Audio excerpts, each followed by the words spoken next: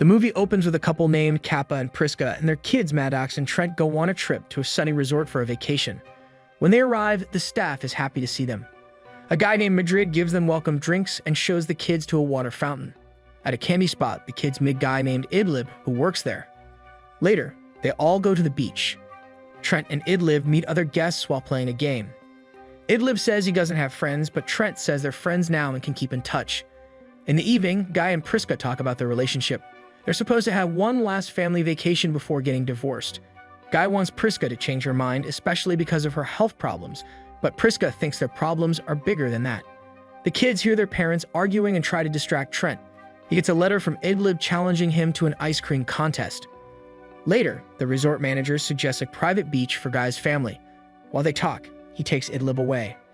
Another guest, Patricia, has a medical emergency. Her husband and a doctor help her, and she's okay. The resort assistant Madrid gives her a drink to calm her down. Later, the family goes to the private beach. Trent finds another note from Idlib. They're given food for their trip and told the driver will pick them up later. They walk through a nature area to the beach. While setting up, they notice another man nearby, so they move. The kids play, Priska reads, and Guy watches over everyone. They find hotel stuff on the beach and Trent finds a body. They get help and mid-sized Satan recognizes the woman. Some guests start feeling sick and they can't call for help. More guests arrive and they argue about what happened. Crystal's mom gets sick and then Charles' mom dies. They try to help, but it's too late. The guests try to distract the kids while they figure things out. They realize Trent and Maddox have suddenly grown up. Mid-sized Satan runs off and Charles chases him. They both get lost and end up back at the shore. Priska insists they take the kids to the hospital, so they decide to find another way off the beach. They try to go through the canyon again, but everyone passes out. Priska worries about the kids, especially Kara. She asks Charles to check on them. But they see Charles cut mid-sized Satan's cheek. Charles says he thought mid-sized Satan was going to hurt him and apologizes casually. Jaren checks mid-sized Satan's wound and finds it healed already. Mid-sized Satan explains he came on vacation because he was sick. He met the woman at the resort and she swam early in the morning, the last time he saw her alive. Later, they realize all the kids have grown up suddenly. Agnes' dog also dies suddenly. As they try to find another way off the beach, mid-sized Satan tells Maddox his real name is Brandon and he has a rare blood condition.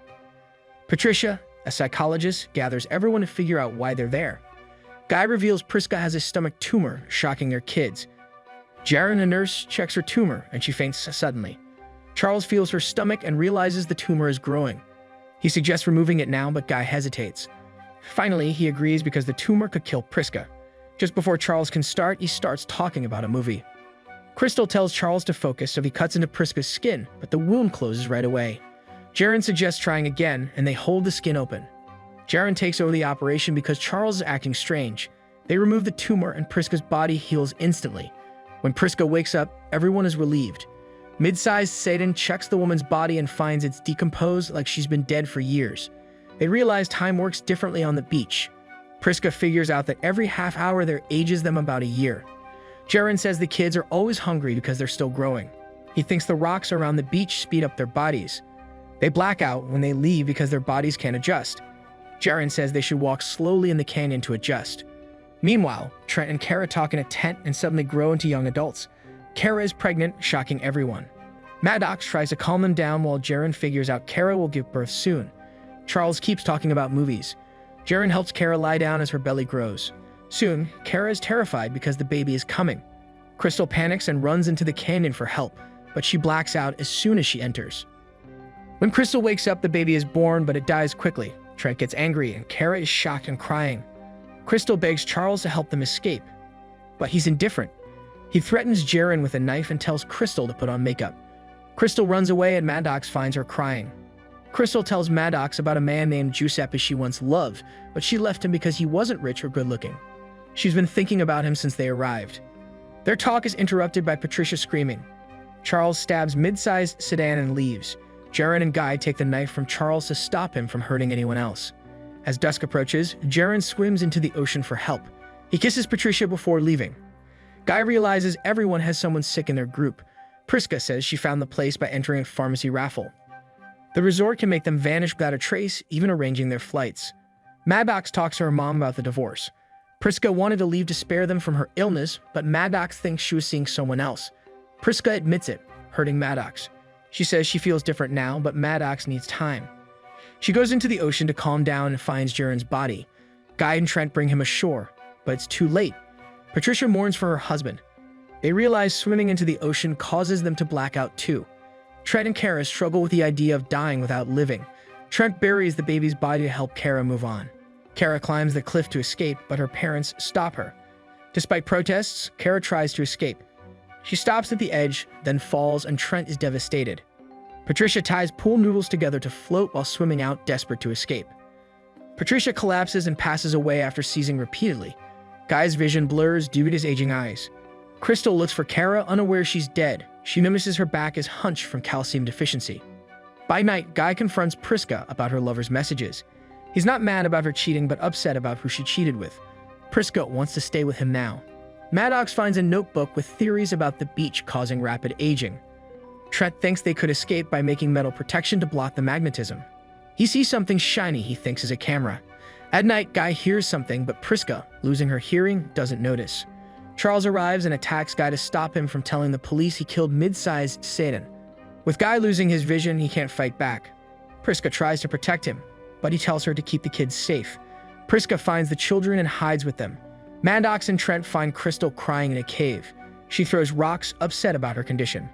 When she realizes Kara is dead, she mourns and tries to hurt Trent, but her bones break and don't heal right. She dies as her body breaks apart. Priska fights Charles outside. He heals from his wounds, but the rusty knife poisons him. He dies from the poison. Trent and Maddox join their parents, the only survivors left. Hours later, Priska and Guy are old, so Trent and Maddox take care of them. Guy forgets what they were fighting about and reconciles with Priska before they both pass away. In the morning, Trent and Maddox are even older. They wonder if they should try to leave, but decide to make a sandcastle first. While building it, Trent remembers Idlib's coded message about his uncle not liking corals. They think it's a clue and wonder if the corals will protect them. The siblings swim into the ocean and find a tunnel with corals on the walls. Maddox's shirt gets caught and Trent tries to free her but struggles. Meanwhile, the resort driver watches from a camera but doesn't see them come up. He reports they drowned and trial's 73 subjects are all dead. Later, the driver goes to a research facility for Warren Warren, a pharmaceutical company.